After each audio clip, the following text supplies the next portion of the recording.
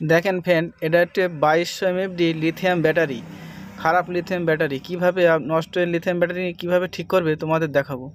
দেখেন ফ্রেন্ড, এটা voltage check করে দেখছি লিথিয়াম ব্যাটারি কোনো ভোল্টেজ সই করছে না। দেখেন 0 দেখাচ্ছি। এটা TP4056 ব্যাটারি চার্জিং মডুল। এই মডুলে দিয়ে চার্জ করে দেখায়, আপনাদের দেখায় চার্জ হচ্ছে কি না। দেখেন ফ্রেন্ড, কোনো চার্জই শো করছে না। যে চার্জ হলে লাল ইন্ডিকেটার জ্বলবে, লাল ইন্ডিকেটারই জ্বলছে না, শো করছে শুধু সবুজ ইন্ডিকেটার। ঠিক আছে, দেখেন ফ্রেন্ড কীভাবে এই ব্যাটারিগুলো ঠিক করা যায় তোমাদের দেখাবো। প্রথমে খুলে নিয়ে দেখেন ফ্রেন্ড, তোমাদের ঠিক করে দেখানো ঠিক করা যায় কিনা। দেখেন ফ্রেন্ড, কোনো চার্জে সই করছে না। প্রথমত ফ্যান লিথিয়াম ব্যাটারির যে ওপরে কভার করা আছে, কভারটা খুলে নিয়ে তোমাদের দেখাবো ঠিক করা যায় কিনা।